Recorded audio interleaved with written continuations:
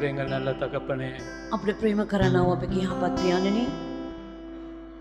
நொறுங்குண்ட இருதயத்தோடும் நறுங்குண்ட ஆவியோடும் வருகிறவர்களை நீர் ஒரு பொழுதும் புறக்கணிக்க மாட்டீர். තැළුණව බින්දුනව අදවතිකින් ආත්මයකින් පැමිණෙන අය ඔබ කවදාවත් අත්නහරින සේක. இந்த காலை நேரத்திலே சுவாமி, මේ උදෑසන ස්වාමින් වහන්සේ உம்முடைய பிரசன்னத்துக்குள் நாங்கள் வருகிறோம் சுவாமி. ඔබගේ තේජස තුළට පැමිණෙමු ස්වාමිනී. நொறுங்குண்ட இருதயத்தோடு வருகிறோம் சுவாமி. කැඩුණව හදවතකින් එනවා ස්වාමී. நறுங்குண்ட ஆவியோடு வருகிறோம் சுவாமி. බින්දුනව ආත්මයකින් පැමිණෙමු ස්වාමිනී. ஏனென்றால் நீர் இல்லாமல் இங்கே ஒன்றும் நடக்காது. අයිදනම් ස්වාමිනී ඔබ නොමැතිව මේ ස්ථානයේ කිසිම දෙයක් සිදු වෙන්නේ නැහැ. நீர் இல்லாமல் எங்களால் ஒன்றுமே செய்ய முடியாது. ඔබ නොමැතිව අපිට කිසිම දෙයක් කරන්න බෑ. இந்த காலை நேரத்திலே ஆண்டவரே, எங்களுடைய ஆவிக்குரிய கண்களை நீர் திறந்தரல வேண்டும் என்று ஜெபிக்கிறேன். මේ උදෑසන ස්වාමිනේ අපගේ ආත්මික ඇස් දෙක ඔබ වහන්සේ විවෘත කරන්න කියලා අපි ඉල්ලා සිටිනවා. ஆண்டவரே, நாங்கள் ஆவிக்குரிய குருடர்களாக இருக்கிறோம் சுவாமி. ස්වාමිනේ අපි ආත්මික අන්ධයන්ව සිටිනවා. இந்த காலை நேரத்திலே எங்களுடைய குருடான கண்களை திறந்தரலும். මේ උදෑසන අන්ධ වූ අපගේ දෙනෙත් විවෘත කරන්න. உம்மையும் உம்முடைய சத்தியத்தை நம்ம அறிந்து கொள்ள எங்களுக்கு கிருபை செய்தார். ඔබවත් ඔබගේ සත්‍යතාවය දැනගන්න අපිට උපකාර කරන්න. ஆண்டவரே, அன்றைக்கு நீர் ஒரு படகிலே உட்கார்ந்து நீர் எப்படி கற்றுக்கொண்டு கொடுத்தீரோ அவ்வண்ணமாக இந்த காலை நேரத்தில் எங்களோடு நீர் பேச வேண்டும். ස්වාමිනේ ද දවසේ ඔබ ඔරුවේ සිට කෙසේද ස්වාමිනේ ජනතාවට ඉගැන්වුවාද ඒ ආකාරයට අපිට ඉගැන්වුව මැනව. நீர் எங்களோடு பேசுங்க சுவாமி. ඔබ අප සමග කතා කරන්න. எங்கள் பாவங்களை மன்னியுங்க சுவாமி. අපගේ පාපවලට කමාව දෙන්න. எங்களை சுத்திகரியுங்க சுவாமி. අපව පවිත්‍ර කරන්න. எங்களை அரவணைத்துக் கொள்ளுங்க. අපව වැළඳ ගන්න ස්වාමිනේ. உம்மிடத்தில் நாங்கள் வருகிறோம் சுவாமி. ඔබ ළඟට අපි පැමිණෙනවා. தாழ்மையோடு வருகிறோம். යටහත් කමින් පැමිණෙනවා. வெறுமையாக வருகிறோம். අතින් ඔබ වහන්සේ වෙතට එනවා. இயேசுவின் நாமத்திலே வேண்டிக் கொள்கிறேன் நல்ல යේසුස් பிதாவே. වහන්සේගේ නාමයෙන් යාඥා කරමි යන්නගේ පියාණනි. ஆமென். ආමේන්. நாங்கள் யாவரும் அமர்ந்து கொள்வோம். අපි සිදන වඩි වෙමු. இந்த காலை நேரத்திலே උදෑසන தேவன் கொடுத்த இந்த பெரிய சலாக்கியத்துக்காக தேவனை நன்றியோடு துதிக்கிறேன். දෙවියන් වහන්සේ දුන්නා මේ මහත් වූ අවස්ථාව නිසා දෙවියන් වහන්සේට මා ස්තුතිවන්ත වෙනවා. ஆண்டவர் எங்கள் மத்தியில் இருக்கிறார். ස්වාමීන් වහන්සේ අප මැදදී සිටිනවා. இந்த காலை நேரத்திலும் கூட මේ උදෑසන ஆசரிப்பு கூடாரத்தையும் அதன் அவசியத்தை அல்லது அதன் மேன்மைகளை குறித்து உங்களோடு நான் பேச போகிறேன். සමුඛ වීමේ කූඩාරමත් සහ ඒකේ අවශ්‍යතාවයේ වැදගත්කම ගැන මේ උදෑසන ඔබ සමග කතා කරන්නට යනවා. சிலருக்கு ஆசரிப்பு கூடம் என்றால் என்ன என்று, ஆசரிப்பு கூடாரம் என்றால் என்ன என்று கொஞ்சம் அறிந்திருப்பீர்கள். சிலருக்கு தெரியாமல் இருக்கலாம். සමහර අයට මේ සමුඛ වීමේ කූඩාරම කුමක්ද කියලා දන්න අය සිටිනවා, නොදන්න අයත් සිටිනවා. இந்த காலை நேரத்தில் அதை குறித்து தான் நான் பேச போகிறேன். මේ උදෑසන ඒ ගැන තමයි අපි කතා කරන්නට යන්නේ. மோசேயின் காலத்திலே මෝසස්ගේ කාලයේ நாங்கள் யாத்திராமம் புத்தகத்தை படிக்கும் பொழுது අපි නික්මයාම පොත කියවද්දී அவர்கள் வனாந்திரத்திலே, இப்பொழுது எகிப்திலிருந்து வனாந்திரத்தில் ஊடாக வருகிறார்கள், பாலும் தேனும் ஓடுகிற வாக்குத்தத்தம் பண்ணப்பட்ட நாட்டுக்கு செல்வதற்கு. ඔවුන් මිසර දේශයෙන් නික්ම එනවා ඒ වනාන්තර මැදයේදී කිරිසා මීපැණි ඉතිරි යන්නා වූ ඒ දේශයට යන පිණිස.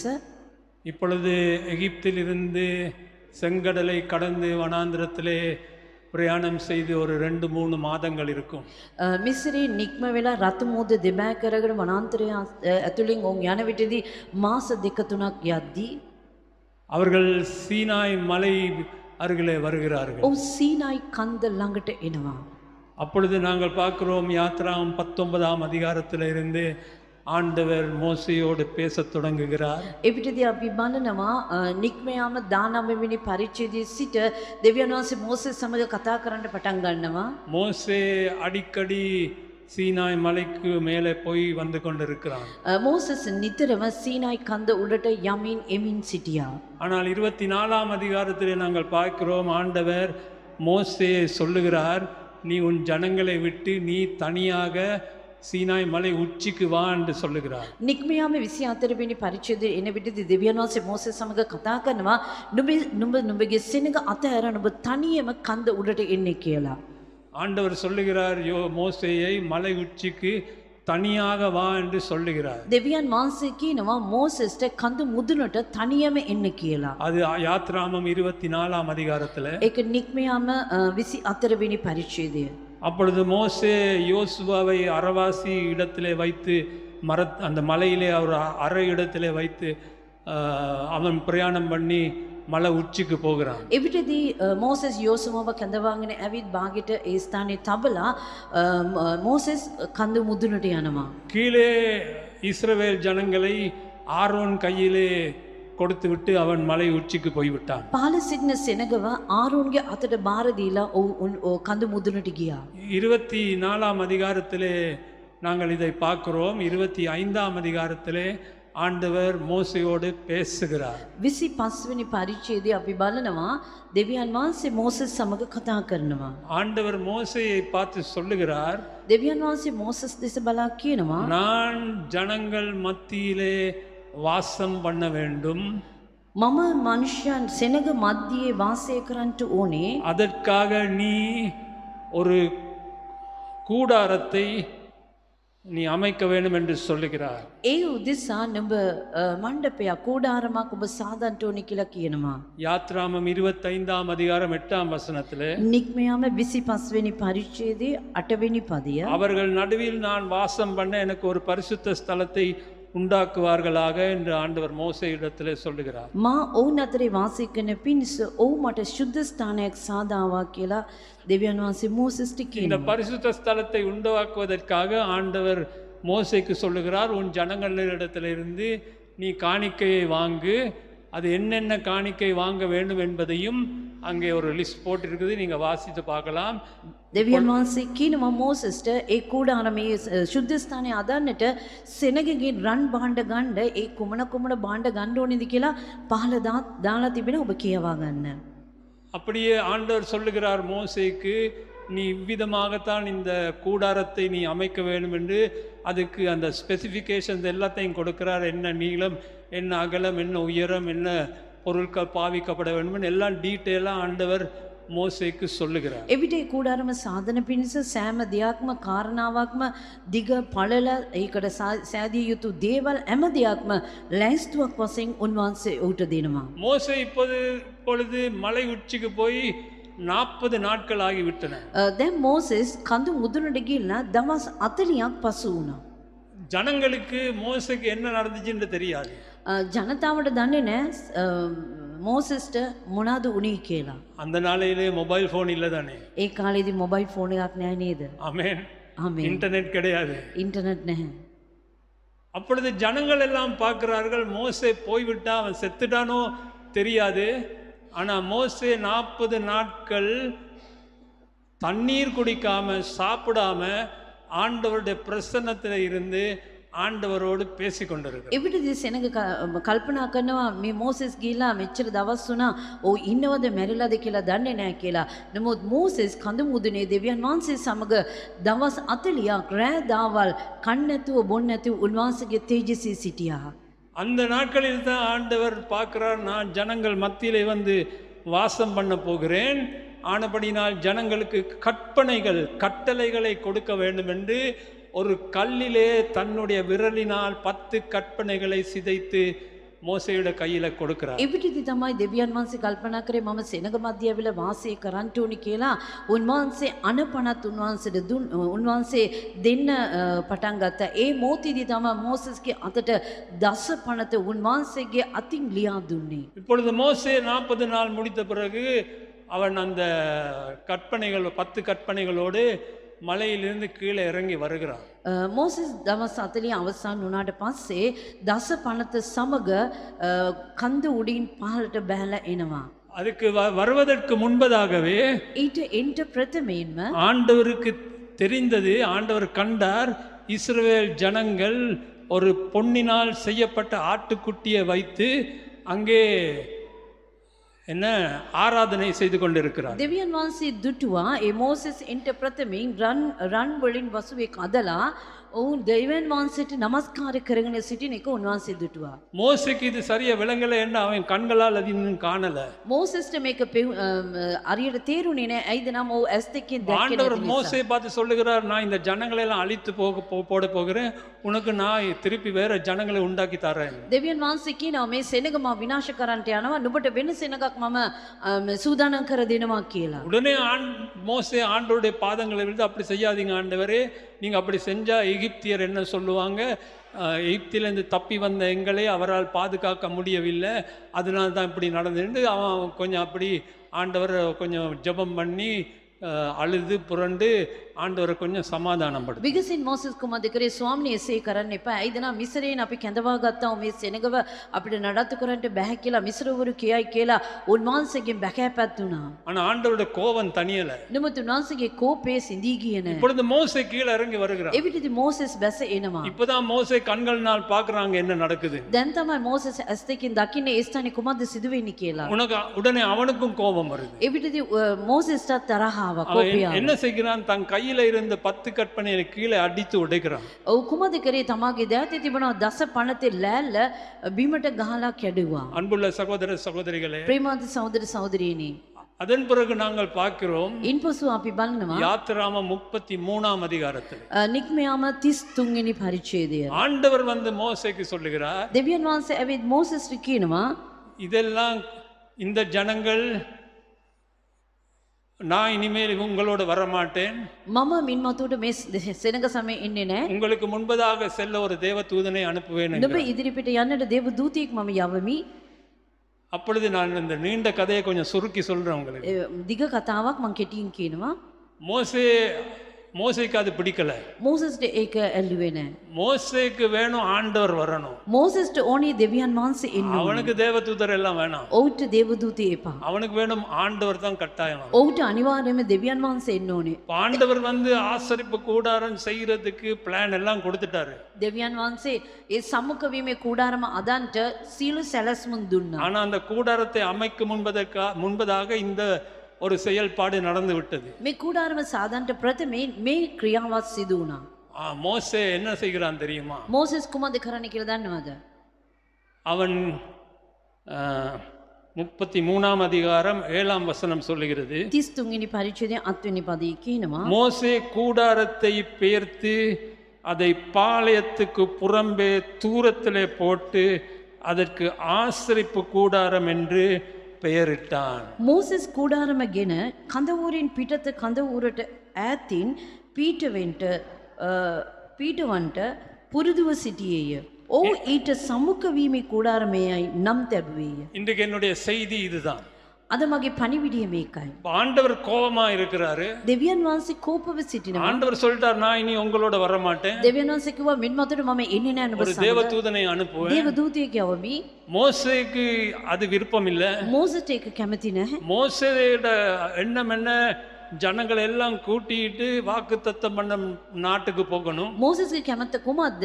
සෙනග එක් කරගෙන පොරොන්දු දේශයට යන්න ඕනේ. ஆனா ஆண்டவரோட தான் போகணும். නමුත් දෙවියන් වහන්සේ සමග තමයි යන්න ඕනේ. தேவதூதர்களோட போக முடியாது. දේව දූතයන් සමග යන්නට බෑ. அப்ப அவனுக்கு ஒரு ஐடியா வருது. එවිට ඌට සැලැස්මක් ආවා. அவன் என்ன செய்கிறான்? ඔව් කුමක්ද කරන්නේ? தன் கூடாரத்தை பெயர்த்து கொண்டு තමාගේ කූඩාරම රැගෙන பாளையத்துக்கு அப்பால் தூரத்திலே போய் කඳවුරින් පිටතට කඳවුර ඈතට அங்கே ஒரு கூடாரத்தை அமைக்கிறான். ඒ ස්ථානයේ කූඩාරමක් පීඨවා அதுக்கு ஆசரிப்பு கூடாரம் என்று பெயர் வைக்கிறான். ඒකට සම්මුඛ වීමේ කූඩාරම කියලා නම තබනවා. அன்புள்ள சகோதர சகோதரிகளே, ප්‍රේමාන්ත සහෝදර සහෝදරියනි, கவனமாக கேட்டுக்கொள்ளுங்க. අවධානයෙන් ඔබ අසන්න. மோசே என்ன செய்கிறான்? මෝසස් කුමක්ද කරන්නේ? ஆண்டவருடைய மனசை மாற்றுவதற்கு දෙවියන් වහන්සේගේ මනස වෙනස් කිරීමට ஆண்டவர் தாமே அவர்களோடு வர வேண்டும் என்று அவருடைய மனசை மாற்றுவதற்கு දෙවියන් වහන්සේ තමන් සමග එීමට තමාගේ අදවත වෙනස් කිරීමට அவன் ஜனங்களை விட்டு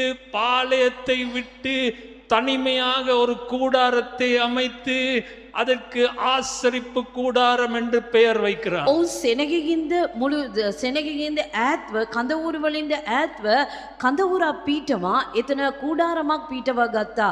ඒකට සම්මුඛ වීමේ කූඩාරම කියලා அந்த නම තැබුවා. 33ஆம் அதிகாரத்தை வாசிச்சு பாருங்க. ඒ 33 වෙනි පරිච්ඡේදය කියවා அவன் அந்த බලන්න. கூடாரத்துக்குள்ள போய் ඔව් ඒ කූඩාරම තුලට ගිහිල්ලා தலை குப்புற விழுந்து මුණින් අතට වැටිලා தரையிலே அடித்து அடித்து அழுது புலம்புகிற, ஆண்டவரே நீர் வராவிட்டா நாங்க இந்த இடத்தை விட்டு போக மாட்டோம். පොළොවට ගසා ගසා අඬනවා, ස්වාමිනී ඔබ අප සමග එන්නේ නැත්නම් මේ ස්ථානින් අපි යන්නේ නැහැ. நடந்தது என்ன தெரியுமா? කුමක්ද සිදුුනේ කියලා வசனம் දන්නවද? சொல்லுகிறது, වචනේ කියනවා ஆண்டவரே ஒரு மேகமாக அந்த கூடார வாசல்ல வந்து நின்று பார்க்கிறார். மோசே என்ன செய்கிறார்? දෙවියන් වහන්සේ ආස් වලාකුලක් ලෙසට ඒ කූඩාරම ළඟට ඇවිල්ලා බලනවා මෝසස් කුමක්ද කරන්න කියලා. இந்த காலை நேரத்தில் உங்களை பார்த்து நான் ஒரு கேள்வி கேட்கிறேன். මේ උදෑසන ඔබ දෙස බලන් මම ප්‍රශ්නයක් අසනවා. நீங்கள் ஜெபம் பண்ணும் பொழுது ஆண்டவரே இறங்கி வர வேண்டுமா? அப்படியானால் உங்களுக்கு ஒரு ஆசரிப்பு கூடாரம் அவசியம். ඔබ යාඥා කරන කල්ලිදී උන්වහන්සේ බැස එන්න ඕනේද? ඒනම් ඔබට සම්මුඛ වීමේ කූඩාරමක් අත්‍යවශ්‍යයි. என்ன பாஸ்டர் சொல்றீங்க? මොනවාද පාස කියන්නේ? கூடாரம் அடிக்க சொல்றீங்களா? කූඩාරමක් ගහන්න කියනවා. නැහැ. அன்புள்ள சகோதர சகோதரிகளே, සෙනෙවද සහෝදර සහෝදරීනි. ஒரு தேவனுடைய மனிதன் அல்லது ஒரு தேவனுடைய ஸ்திரீ தேவனை கண்டு கொள்ள வேண்டுமானால் தனித்தனியாக தேவனோடு ஜெபத்திலே நிற்க வேண்டும். එක දෙවියන් වහන්සේගේ දාසයෙක් දාසියාවක් දෙවියන් වහන්සේ දැක ගන්නට ඕනේ නම් ඔව් පෞද්ගලික ලෙස උන්වහන්සේ ඉදිරියේ සිටින්න ඕනේ. சரி, அது பழைய ஏற்பாடு. ඒක පරණ ගිවිසුම. புதிய ஏற்பாட்டில் ஆண்டவர் என்ன சொல்லுகிறார்? අලුත් ගිවිසුම උන්වහන්සේ මොකක්ද இயேசு කියන්නේ? கிறிஸ்து என்ன சொல்லுகிறார்? යේසුස් වහන්සේ කුමක්ද කියන්නේ? மத்தேயு 6 அதிகாரம் 6 வசனத்திலே මතේ 6 වෙනි පරිච්ඡේදයේ 6 වෙනි පදය. நீயோ ஜெபம் பண்ணும் போது නුඹ යාඥා කරන කල්ලි எப்படி? කොහමද? நீயோ ஜெபம் பண்ணும் போது නුඹ යාඥා කරන කල්ලි உன் அறை வீட்டிற்குள் பிரவேசித்து නුඹ ඇතුල් ගෙට බැද உன் கதவை பூட்டி දොර වසා அந்தரங்கத்தில் இருக்கிற உன் பிதாவை நோக்கி ஜெபம் பண்ணு. රහස්‍යගතව වසන නුඹේ පියාණන් වහන්සේට යාඥා කරපන්න. அப்பொழுது அந்தரங்கத்தில் பார்க்கிற உன் பிதா வெளியரங்கமாய் உனக்கு பலன் அளிப்பார். එවිට රහසින් දකින්න නුඹේ පියාණන් වහන්සේ නුඹට විපාක දෙනසේක. அதுதான் ஆசரிப்பு கூடாரம். ඒක තමයි සම්මුඛ වීමේ කූඩාරම. நீங்க எங்கே தேவனோடு தனித்தனியாக அவரை சந்திக்கிறீர்களோ அதுதான் ஆசரிப்பு கூடாரம். ඔබ කොයිදී උන්වහන්සේ තනියම ඔබ මුණ ගැසෙනවද? ඒක තමයි සම්මුඛ වීමේ කූඩාරම. யாத்ராமம் புத்தகத்திலே மோசே ஒரு கூடாரத்தை அமைத்தான். නික්මියාම පොතේ මෝසෙස් තමට කූඩාරම புதிய සාදාගත්තා. ஏற்பாட்டிலே இயேசு சொல்லுகிறார், உன் அறை வீட்டுக்குள் போ, අලුත් ගිවිසුමේ යේසුස් වහන්සේ කියනවා නුඹගේ ඇතුල් ගෙට යන්න. கதவை மூடு, දොර වසා ගන්න. அமைதியாக தேவனோடு நீ ஜெபம் பண்ணு. නිශ්ශබ්දව සිට උන්වහන්සේ සමග යාඥා நீ කරන්න. அந்தரங்களிலே பண்ணுகிற ஜெப ஆண்டவர் வெளிப்படையாக உனக்கு பதில் නුඹ கொடுப்பார். රාස්කතව කරන්නව යාඥාවට උන්වහන්සේ එලිපිට නුඹට පිළිතුරු දෙනසේක. ஆசரிப்பு கூடாரம் இருக்கா உங்களுக்கு? සම්මුඛ වීමේ කූඩාරමක් ඔබට තිබෙනවද? சிலர் 10 வருஷம் 20 வருஷம் 30 வருஷம் கிறிஸ்டியன்ஸா இருக்கிறீங்க. සමහර අය අවුරුදු 5ක් 10ක් 15ක් කිතුණුවන්ව සිටිනවා. தேவனை சந்திக்கிற ஒரு இடம் இருக்கா உங்களுக்கு? දෙවියන් වහන්සේ අමු වෙන ස්ථානයක් ඔබට තිබෙනවද? ஒருவேளை நீங்க சொல்லலாம், பாஸ்டர் அந்த மாதிரி வசதி எங்களுக்கு இல்ல. ඔබ කියන්න පුළුවන් පාස ඒ වගේ පහසුකමක් අපිට නැහැ. எனக்கு ஒரு ஊழியக்காரன் தெரியும். මට සේවකෙක් දන්නවා. அவருக்கு இருந்தது ஒரு சின்ன வீடு, ඔහුට තිබුණේ කුඩා නිවසක්. ஒரு மனைவி 2 குழந்தைகள். එක භාර්යාවක් දරුවන් දෙදෙනෙක්. அவருக்கு இருந்தது ஒரு படுக்கை அறை, ஒரு கிச்சன், ஒரு டாய்லெட். ඔහුට තිබුණේ නිදන කාමරයක්, කුස්සියක්, එක টয়ලට් එකක්. ஜெபம் பண்ண முடியாது. යාඥා කරන්න බෑ. 2 சின்ன குழந்தைகள். කුඩා දරුවන් දෙදෙනෙක්. அவர் பார்த்துக்கிட்டு இருப்பாரு. ඔහු බලාගෙන ඉන්නවා. இரவு நேரத்துல රාත්‍රී මොහොතේ மனைவியும் 2 குழந்தைகளும் நித்திரையான பிறகு භාර්යාව දරු දෙදෙනාද නිදාගත්තට පසුව இவர் டாய்லெட்டுக்குள்ள போவாரு. ඔහු টয়ලට් එකට යයි. கதவை மூடுவாரு. දොර වසා ගනී. அழுது புலந்து ஆண்டவரை பார்த்து ஜெபம் பண்ணுவாரு. අඬලා විලාප දීලා උන්වහන්සේ அவருடைய- යාඥා කරනවා. அவருடைய டாய்லெட் தான் அவருடைய ஆசரிப்பு கூடாரமாக மாறினது. ඔහුගේ টয়ලට් එක තමයි ඔහුගේ සම්මුඛ වීමේ කූඩාරම වුණේ. தேவன் அவரை சந்தித்தார். දෙවියන් වහන්සේ ඔහුව අමු වුණා. அவரை பலமாக பாவித்தார். ඔහුව බලවත් ලෙස පාවිච්චි කරා. உங்களுடைய வாழ்க்கையில ஆசரிப்பு கூடாரம் இருக்கா? ඔබගේ ජීවිතයේ සම්මුඛ වීමේ කූඩාරම තිබෙනවද? ஒருவேளை உங்க வீட்டுல ஒரு அறையா இருக்கலாம், සමහරට ඔබගේ ගෙදර නිවසේ කාමරයක් වෙන්න පුළුවන්. அல்லது ஒரு தோட்டத்திலே ஒரு இடமா இருக்கலாம். එසේ නැත්නම් වත්තේ ස්ථානයක් වෙන්න පුළුවන්. அல்லாவிட்டால் நீங்க அதிக நேரம் வாகனத்திலே பிரயாணம் பண்ணுகிறவளா இருந்தா உங்களுடைய வாகனம் கூட ஒரு ஆசரிப்பு கூடாரமாக மாத்தலாம். එසේ නැත්නම් ඔබ අධික වේලාවක් වාහනේ යන කෙනෙක් නම් ඔබගේ වාහනේ ඔබගේ සම්මුඛ වීමේ කූඩාරමක් වෙන්න පුළුවන්. ஆண்டவராய் இயேசு கிறிஸ்துவினுடைய ஆசரிப்பு கூடாரம் எங்க இருந்துச்சு தெரியுமா? ස්වාමී යේසු ක්‍රිස්තුස් වහන්සේගේ සම්මුඛ වීමේ කූඩාරම කොයිද තිබුණේ? லூக்கா 5 அதிகாரம் 16 வசனம். ලූක් 5 වෙනි පරිච්ඡේදයේ 18 වෙනි පදය. அவரோ வனாந்திரத்தில் தனித்து போய் ஜெபம் பண்ணி கொண்டிருந்தார்.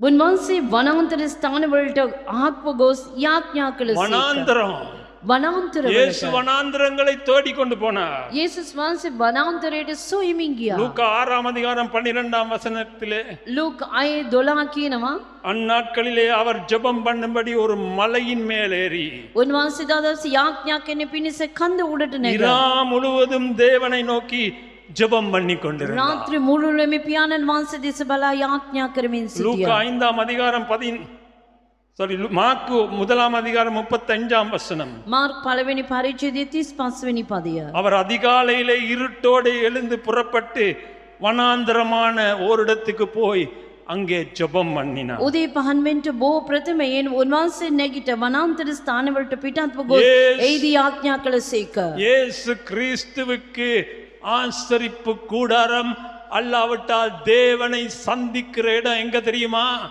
දෙවියන් වහන්සේට සම්මුඛ වීමේ කූඩාරම එසේ නැත්නම් දෙවියන් වහන්සේ අම වෙන ස්ථානේ කොයිද කියලා දන්නවද? வனாந்தரங்களும் மலைகளும். වනාන්තර සහ කඳු මුදුන්. உங்களோட ஜெப வாழ்க்கை எப்படி? ඔබගේ ආඥා ජීවිතේ කොහමද? ஜெப வாழ்க்கை எப்படி? ඔබගේ ආඥා ජීවිතේ කොහමද? ஜெபிக்கிறீங்களா? ඔබ යාඥා කරනවද? தேவனின் முகத்தை தேடுகிறீங்களா? දෙවියන් වහන්සේගේ මූණ දකින්නවද? அல்லாவிட்டால் එසේ නැත්නම් சும்மா ஏனோ தானோ 2-3 வார்த்தைகளில் சொல்லிட்டு எழும்பி போய் தூங்குறீங்களா? එසේ මෙසේ වචන දෙකක් කියලා ඔබ නැගිටලා ගිහලා නිදා ගන්නවද? குடும்ப ஜெபம் அவசியம். පෞල් යාඥාව අවශ්‍යයි. கணவனும் மனைவியும் பிள்ளைகளையும் ஒன்று சேர்ந்து ஜெபம் பண்றது ரொம்ப அவசியம். ස්වාමි පුරුෂයා භාර්යාව දරුවන් එක්සිත්ව යාඥා කිරීම ඉතාමත් වැදගත්. ஆனால் ஒரு கணவனும் மனைவியும் வேறு வேறாக தனிமையாக தேவனை தேட வேண்டும். ඒ ආකාරයෙන්ම භාර්යා පුරුෂයා තනියම උන්වහන්සේව සොයන්න ඕනේ. அறைக்குள் போங்க, ඔබගේ කාමරයට යන්න. கதவை மூடுங்க. දොර වසා ගන්න. நீங்களும் தேவனும் ඔබත් දෙවියන් වහන්සේ. ஆண்டவரே ස්වාමිනී என்னை பற்றி எனக்கு காட்டுங்க. මා ගැන මට පෙන්වන්න. ஆண்டவரே ස්වාමිනී உம்முடைய முகத்தை காட்டுங்க. ඔබගේ මුහුණ මට පෙන්වන්න. ஆண்டவரே ස්වාමිනී உம்முடைய சித்தத்தை செய்ய எனக்கு கிருபை தாங்க. ඔබගේ කැමැත්ත කරන්ට මට කරුණාව දෙන්න. அதுதான் ஜெபம். ඒක තමයි அன்புள்ள යාඥාව. சகோதர சகோதரிகளே, ප්‍රේමවන්ත සහෝදර සහෝදරියනි, இன்றைக்கு இந்த செய்தியை கேட்டு අද මේ පණිවිඩය அதை ஒரு අසලා சவாலாக ஏற்றுக்கொள்வீர்களா? ඒක අභියෝගයක් ලෙසට ஒரு ඔබ ஆசரிப்பு පිළිගන්නවද? கூடாரத்தை ஏற்படுத்தி கொள்ளுவீர்களா? ඔබට සම්මුඛ වීමේ කූඩාරමක් සූදානම් ஏதோ කරගන්නවද? உங்களுக்கு டைம் கிடைக்கிற நேரம் சரி வராது.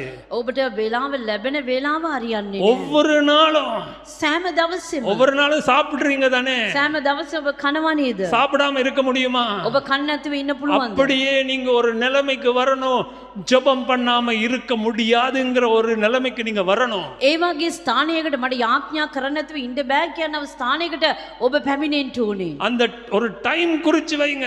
ඒක වේලාවක් නියම அந்த කරලා තියන්න. டைம் வந்த உடனே போங்க ஆசரிப்பு கூடாரத்துக்குள்ள. ඒ වේලාව ආපු ගමන් යන්න පූජක සම්මුඛ වීමේ කූඩාරමට. உங்களுக்கு ஒரு ரகசியம் தெரியுமா? ඔබට රහසක් දන්නවද? நீங்க போறதுக்கு முதல்ல ஆண்டவர் அங்க வந்து உட்கார்ந்து இருப்பாரு. ඔබ යන්න ප්‍රථමේ දෙවියන් වහන්සේ ඒ ස්ථානට ඇවිල්ලා என் වාඩි மகன் වෙලා எப்ப வருவான்? මාගේ පුතා කොයි වෙලේද என் එන්නේ? மகள் எப்ப வருவான்? මාගේ දීනිය කොයි වෙලේද அவளோடு එන්නේ? நாம் பேசணும். ඔව් සමග මම කතා அவளை කරන්න. ஆசீர்வதிக்கணும். ඔව් ආශිර්වාද කරන්න. அவளை என் ஆவியினால் நிரப்பணும். ඔව් මගේ ආත්මයෙන් පුරවන්න அவர் ඕනේ. காத்து கொண்டிருப்பாரு. උන්වහන්සේ බලා සිටිනවා. நீங்க சும்மா இந்த டிவியை பார்த்து கொண்டிருந்தா ඔබ නිකන් ටීවී එක බලාගෙන அல்லது හිටියොත් யூடியூபை பார்த்து கொண்டிருந்தா එසේ නැත්නම් YouTube බලාගෙන ஒண்ணுமே හිටියොත් நடக்காது. කිසිම දෙයක් සිදු වෙන්නේ නැහැ. ஆவியிலே நீங்க வளர்ச்சி அடைய மாட்டீங்க. ආත්මයෙන් ඔබ වර්ධනය වෙන්නේ නැහැ. அன்புள்ள சகோதர சகோதரிகளே, සිනේවන්ත සහෝදර සහෝදරියනි, இந்த ஆசரிப்பு கூடாரம் මෙම සමුඛ වීමේ කූඩාරම எபிரேயர் 8ஆம் அதிகாரம் 5ஆம் வசனம் என்ன சொல்லுது தெரியுமா? ඒබ්‍රෝ 8 වෙනි පරිච්ඡේදයේ 5 වෙනි පදේ කොහොමද කියන කියලා දන්නවද? இவர்கள் செய்யும் ஆராதனை பரலோகத்தில் உள்ளவைகளின் சாயலுக்கும்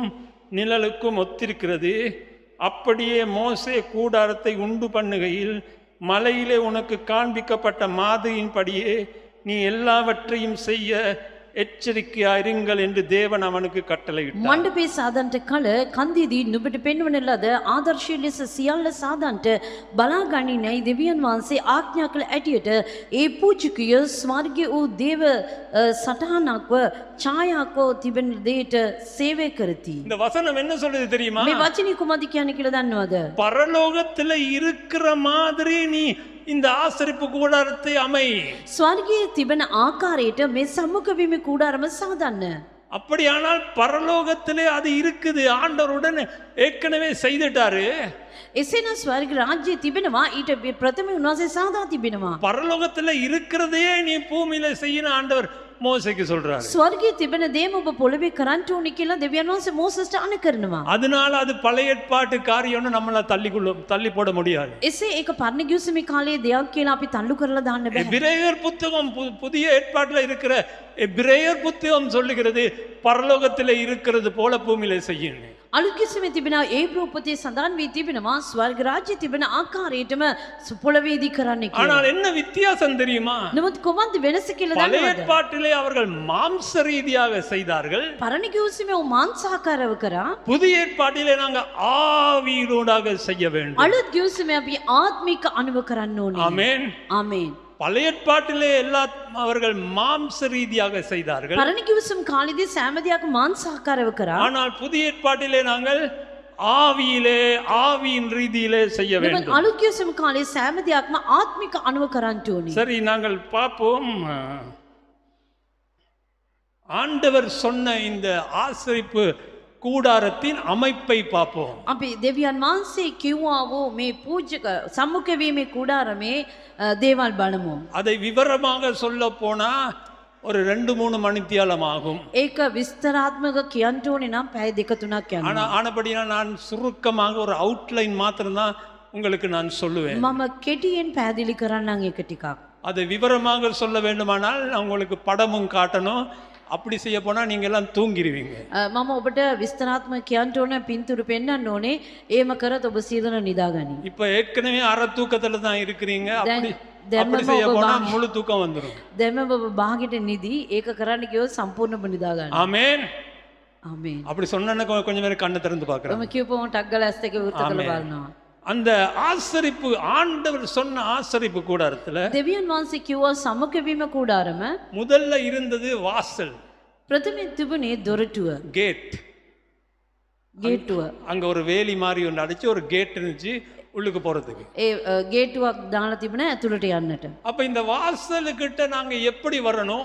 එමෙම දොරටුව ළඟට අපි කොහමද එන්න ඕනේ? சங்கீதம் 104 சொல்லுகிறது, ගීතාවලියේ 104 කියනවා அவர் வாசல்களில் துதியோடும் அவர் பிரகாரங்களில் புகழ்ச்சியோடும் பிரவேசித்து அவரை துதித்து அவருடைய நாமத்தை ஸ்தோத்திரியுங்கள். ස්තුති කරමින් උන්වහන්සේගේ දොරටු වලින් ඇතුල්ව ප්‍රශංසා කරමින් උන්වහන්සේගේ මණ්ඩපවලට පැමිණේවා. வாசல்குள்ள போறது எப்படி? දොරටුව තුරට යන්නේ කොහොමද? துதியோட. ස්තුති කිරීමෙන්. ஆண்டவருடைய பிரசன்னத்துக்குள் போகும் பொழுது දෙවියන් වහන්සේගේ ප්‍රසන්නතුරට நீங்க உங்களோட ஆசரிப்பு கூடாரத்துல ஜெபத்துல தொடங்குறது எப்படி? ඔබගේ සම්මුඛ වීම කුඩාරමේ යාඥාවෙන් කෙසේද පටන් ගන්නෙ? துதியோடு, ප්‍රශංසාවෙන්, முறுமுறுத்தலோடு அல்ல. කෙඳිරීමෙන් නෙවෙයි. ஆண்டவர் எட்டியும் பார்க்க மாட்டார் முறுமுறுத்தீங்கன்னா. ඔබ කෙඳිරුවොත් දෙවියන් වහන්සේ ඇරලවත් බලන්නේ නැහැ. துதி ஸ்தோத்திரங்களோடு போகணும். ස්තුති ප්‍රශංසාව සමග යන්න ඕනේ. இந்த ஸ்துதி ஸ்தோத்திரம்ண்டா என்ன? මේ ස්තුති ප්‍රශංසාව කියන්නේ කුමක්ද? அநேகர் துதி ஸ்தோத்திரம்னா பாட்டுகள்னு நினைக்கிறாங்க. බොහෝ අය සිතන්නේ ස්තුති ප්‍රශංසාව කියන විදිහදී ගීතිකා කියලා සිතනවා. பாட்டுகள் துதி ஸ்தோத்திரத்துல ஒரு பாகம்தான். ගීතිකා සියල්ල ස්තුති ප්‍රශංසාවේ කොටසක් විතරයි. பாட்டு பாடலாம், அதுல தப்பிதம் இல்ல. ගීතිකා ගායනා කර ඒක වැරදි නැහැ. ஆனால் ඒ නමුත් அதை விட மிகவும் பவர்ஃபுல்லான ஒரு துதி ஸ்தோத்திரம் இருக்கு. என்ன தெரியுமா? නමුත් ඊට වඩා බලගතු ස්තුති ප්‍රශංසාවක් තිබෙන එක කුමක්ද කියලා දන්නවද? தாவீது ராஜா இதை தான் செஞ்சான். දාවිත් රජතුමා මේක அது තමයි என்ன කරේ. தெரியுமா? ඒක කුමක්ද දන්නවද? உங்களுடைய வாழ்நாளிலே නුඹගේ ජීවිත කාලයේදී சிறு குழந்தை தொடக்கம் இப்ப வரைக்கும் කුඩා දරුවෙ කාලේ පටන් මේ දවස දක්වා ஆண்டவர் உங்களுடைய வாழ்க்கையில செய்த எல்லா நன்மையான காரியங்களை நினைத்து அதை வாயினால் சொல்லி அவருக்கு துதித்து பாடி நன்றி சொல்லுவது. දෙවියන් වහන්සේ ඔබගේ ජීවිත කාලය කරාව යාපත් ක්‍රියාවල් ගැන සිතලා උන්වහන්සේට ස්තුතිය නමස්කාරය කරමින් උන්වහන්සේ ප්‍රශංසා කිරීම. பாட்டு பாடுறதுல என்ன பிரயோஜனம்? வேற எவனோ ஒருத்தன் எழுதி எழுதின பாட்டை நீங்க பாடுறீங்க. ගීතිකා කියන එක කුමක්ද ප්‍රයෝජන තවත් කෙනෙකුගේ ලියපු එක ඔබ ගායනා කරන්න. ஆனால் உங்களுடைய வாழ்க்கையிலே ஆண்டவர் செய்த அற்புதமான காரியங்கள், නමුත් ඔබගේ ජීවිතේ දෙවියන් වහන්සේ කරව ආස්කම් දේවල්, அதுதான் உங்களுக்கு புது பாட்டாக வரும். ඒක තමයි අපිට අලුත් ගීතිමාවක් ලෙසට පරිවර්තනය වෙන්නේ. ஆண்டவர் செய்த இந்த காரியங்களை ஒரு சாட்சியை ஒரு டியூன் போட்டு ஆண்டவருக்கு பாடுங்க. அது எவ்வளவு வல்லமா அந்த இடத்துல வரும்னு பாருங்க. දෙවියන් වහන්සේ ඔබට කරව ආස්කම පුදුම ලකුණ ඔබ තනුවක් දාලා ඔබ ගායනා කරන්නේ ඒක කොච්චර ලස්සනට පැමිණෙනවද? வாசல் ஆட்டோமேட்டிக்கா திறக்கப்படும். දොරටුව ඉබේම අරිනු ලබනවා. துதியோட போங்க, ස්තුති ප්‍රශංසාවෙන් යන්න, ஸ்தோத்திரங்களோடு போங்க. ස්තුතිය සමග යන්න. ஆமென். ආමේන්. ஆண்டவர் எவ்வளவு நன்மையான காரியங்களை செய்திருக்கிறார். උන්වහන්සේ කොච්චර යහපත් දේවල් අපිට කර තිබෙනවද? ஆமென். யோசித்து பாருங்க. ටිකක් කල්පනා කරලා බලන්න. நான் எல்லாம் எப்பவோ செத்திருக்கணும், මම නම් කවදද මැරෙන්න ஆனா ஆண்டவருடைய கிருபையினால இப்ப இருக்கிறேன். නමුත් උන්වහන්සේගේ කරුණාව දවසේ මා සිටින්නේ. நான் ஒவ்வொரு நாள் அதை சொல்லி சொல்லி මම හැම දවසේම එක ஆண்டவரை துதிப்பேன். දෙවියන් වහන්සේ ප්‍රශංසා உமக்கு நன்றி ஆண்டவர், ඔබට ස්තුතියි පියාණන්. உமக்கு நன்றி ඔබට ஆண்டவர். ස්තුතියි පියාණන්. ஆண்டவர் செய்த காரியங்களை துதித்து நினைத்து நினைத்து துதித்து அவருக்கு நன்றி செலுத்துங்க. දෙවියන් වහන්සේ කරපු දේවල් සිතාගෙන උන්වහන්සේට ස්තුතිකට ප්‍රශංසා කරන්න ඕනේ. வாசலுக்கூடாக வந்த உடனே பிரகாரத்துக்கு வருகிறோம். ඔබ දුරටුව ඇතුලෙන් ආවට පස්සේ මණ්ඩප ළඟට එනවා. பிரகாரம் என்ற ஆங்கிலத்திலே கோட்யார்ட், මණ්ඩපය කියන්නේ ඉංග්‍රීසියෙන් කෝට්ටියාර් කියලා. அதாவது அது ஒரு திறந்த இடம், ඒ කියන්නේ ඒක විවෘත වූ ස්ථානයක්. ஒரு தோட்டம் மாதிரி. ඒක වත්තක් වගේ. ஆமென். ආමේන්. இந்த பிரகாரத்துல මේ මණ්ඩපයේ ரெண்டு பொருட்கள் இருந்தன. භාණ්ඩ දෙකක් තිබුණා. ஒன்று பலிபீடம், එකක් පූජාසනය, மற்றது தண்ணீர் தொட்டி அல்லது வெண்கல தொட்டி. එසේ නැත්නම් වතුර ටැංකිය නැත්නම් රන් ටැංකිය. அந்த இடத்துல தான் பழைய ஏற்பாட்டுல மிருகங்களை பலியிடுவாங்க. ඒ ස්ථානේ තමයි පරණ ගිවිසුම් කාලේ මුර්ගියන්ව පූජා කරන්නේ. ஆனால் புதிய ஏற்பாட்டில் නමුත් අලුත් ගිවිසුමේ நாங்கள் மிருகங்களை பலியிடுவதில்லை. අපි සතුන් පූජා කරන්නේ නැහැ. என்னத்தை பலியிடணும் කුමද්ද පූජා කරන්න ඕනේ? சொல்லுங்க பார்க்கலாம். அந்த காலத்துல லேசு, ඒ ஒரு කාලේ ஆடையோ ලේසි. மாடையோ பலியிட்டா முடிஞ்சது. එළුවෙක් බැටළුවේ පූජා කරොත් ඇති.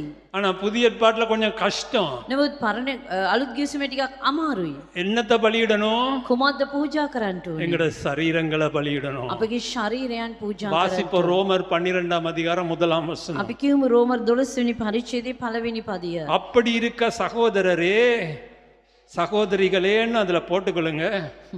நீங்கள் உங்கள் சரீரங்களை உங்கள் சரீரங்களை பரிசுத்தமும் தேவனுக்கு பிரியமுமான ஜீவ பலியாக ஒப்பு கொடுக்க வேண்டும் என்று தேவனுடைய இரக்கங்களை முன்னிட்டு உங்களுக்கு வேண்டிக் கொள்கிறேன். එබැවින් සහෝදරනි, නුඹලාගේ ශරීරයෙන් ජීවමාන ශුද්ධ වූ දෙවියන් වහන්සේ විසින් පිළිගත හැකි වූ යාගයක් කොට ඔප්පු කරන ඇටියට දෙවියන් වහන්සේගේ දයාව නිසා නුඹලාගෙන් ඉල්ලමි. அப்ப பலிபீடத்துல எங்களை ஜீவ பலியாக ஒப்பு கொடுக்க வேண்டும். එතකොට පූජාසනේ මත අපව යාගයක් කොට පුද කරන්න ඕනේ. ஜீவ பலியாக ஒப்பு கொடுத்த பிறகு ජීවන දායක පූජාවක් ලෙස කැප කළාට පසුව தண்ணீர் தொட்டிக்கு வருகிறோம். ඒ මధుර තැංකියට අපි அதாவது එනවා. சுத்திகரிக்கிற தொட்டி. ඒ කියන්නේ පවිත්‍ර කිරීමේ බඳුනක්. 1 யோவான் 1:7 சொல்லுகிறது, එක යෝවන් එකේ අත කියනවා, அவர் ஒளியில் இருக்கிறது போல நாமும் ஒளியிலே நடந்தால் ஒருவரோடொருவர் ஐக்கியப்பட்டிருப்போம். அவருடைய குமாரனாகிய இயேசு கிறிஸ்துவின் ரத்தம் சகல பாவங்களை நீக்கி நம்மை சுத்திகரிக்கும். නමුත් උන්වහන්සේ ආලෝකයේ සිටිනාseම අපිත් ආලෝකයේ ඇසිරෙමු නම් අපට එකිනෙකන් සමග පංගුකාරකම් ඇත්තේ උන්වහන්සේ පුත්‍ර යේසුස් ක්‍රිස්තුස් වහන්සේගේ ලේද සියලු පාප වලින් අප පවිත්‍ර කරන්නේය. பாருங்க, நீங்க உங்களை ஒரு ஜீவ பலியாக ஒப்பு கொடுத்த பிறகு ඔබ ජීවන දායක පූජාවක් ලෙසට ඔබව කැප කරයින් පසු இயேசுவின் ரத்தம் எங்களை ஆட்டோமேட்டிக்கா சுத்திகரிக்கிறது. යේසුස් වහන්සේගේ ලේ ඉබේම අපව සෝදා පවිත්‍ර කරනවා. ஆமென். ආමේන්. அல்லேலூயா. හalleluya. அடுத்தது நாங்க பார்க்கிறோம், ඊළඟට අපි බලනවා பிரகாரங்கள்ல இருந்து கூடாரத்துக்குள்ள போகிறோம். අපි මණ්ඩපයෙන් අපි මළුවෙන් මණ්ඩපය ඇතුළට යනවා. இப்பதான் கூடாரம் வருது. දැන් තමයි කූඩාරම මළුවේ. கூடாரத்துல அந்த காலத்துல 2 பிரிவுகள் இருந்துச்சு. ඒ මණ්ඩපය තුල අන්තකාරයේ කොටස් දෙකක් තියෙනවා. பரிசுத்த ஸ்தலம், சுத்த மகா பரிசுத்த ஸ்தலம். ශුද්ධ ස්ථානයේ අතිශුද්ධ ස්ථානය. ஆனால் ஆண்டவராய் இயேசு கிறிஸ்து නමුත් ස්වාමී යේසුස් ක්‍රිස්තුස් වහන්සේ சிலுவையிலே மரித்த பொழுது කුරුසේ මැරුණාට அந்த පසුව பரிசுத்த ஸ்தலத்துக்கும் மகா பரிசுத்த ஸ்தலத்துக்கும் இடையில இருந்த அந்த கர்டன் තිරේ திரை அப்படியே கிழிக்கப்பட்டது. ශුද්ධ ස්ථානයටත් අතිශුද්ධ ස්ථානයටත් මැදින් තිබෙනා වූ තිරය දෙවියන් වහන්සේ එසේම ඉරනු ලැබුවා. ஏனென்றால் அந்த காலத்திலே பரிசுத்த ஸ்தலத்துல இருந்து மகா பரிசுத்த ஸ்தலத்துக்கு யாராலும் போக முடியாது. ඇයිද නම් ඒ කාලේ ශුද්ධ ස්ථානයේ සිට අතිශුද්ධ ස්ථානයට සෑම කෙනෙකුටම යන්න බෑ. பிரதான ஆசாரியன் மாத்திரமே ஒரு வருஷத்துக்கு ஒருக்கா தான் அந்த மகா பரிசுத்த ஸ்தலத்துக்குள்ள போகலாம். ප්‍රධාන පූජකයා පමණක් අවුරුද්දට සැරයක් ඒ අති ශුද්ධ ස්ථානට යන්න පුළුවන්. அவன் உள்ளுக்கு போற நேரம் கால்ல ஒரு சங்கிலி கட்டி தான் போவான் உள்ளுக்கு. ඔව් ඇතුළට යන විටදී ඔහුගේ පාදවල දංවැලක් දමලා තමයි ඇතුළට යවන්නේ. ஏனென்றால் அங்க போய் அவன் ஏதாவது அசுத்தமான காரியம் அவன் மேல இருந்துச்சுன்னா அந்த இடத்துல ஆண்டவர் அவனை அடித்து கொள்ளுவாரு. ඇයිද නේ ඒ ස්ථානට යන විටදී ඔහු තුල අපවිත්‍ර වූ දෙයක් තිබෙනවා නම් ඒ ස්ථානෙමේ දෙවියන් වහන්සේ ඔහුට ගසා මරා அப்ப දානවා. அவனுடைய சடலத்தை எடுக்க இன்னொருத்தர் போக முடியாது. එවිටදී ඔහුගේ ශාරීරය ගන්නට තවත් කෙනෙක් ඇතුළට යන්න அப்ப බෑ. அந்த சங்கிலிகளால் இழுத்து எடுப்பாங்க வெளியே. ඒ දංවැල් වලින් එළියට ඇදලා ගන්නවා. ஆனால் நம்முடைய இயேசு கிறிஸ்து නමුත් අපගේ යේසුස් ක්‍රිස්තුස් වහන්සේ சிலுவையிலே மரித்த பிறகு කුරුසියේ මැරුණාට පසුව அந்த திரை அகற்றப்பட்டது. ඒ තිරය ඉවත් කරනු இப்பொழுது ලැබුවා. நாங்க மகா பரிசுத்த ஸ்தலத்துக்குள்ள போகலாம். දැන් අපි අතිශුද්ධ ස්ථානයට යන්න පුළුවන්. அல்லேலூயா හalleluya. ஆமென். ආමේන්. சரி, இந்த பரிசுத்த ஸ்தலத்துல ඒ ශුද්ධ ස්ථානයේ இருந்த முதலாவது பொருள் තිබුණා වූ ප්‍රථම භාණ්ඩය නම් 7 குத்து விளக்கு.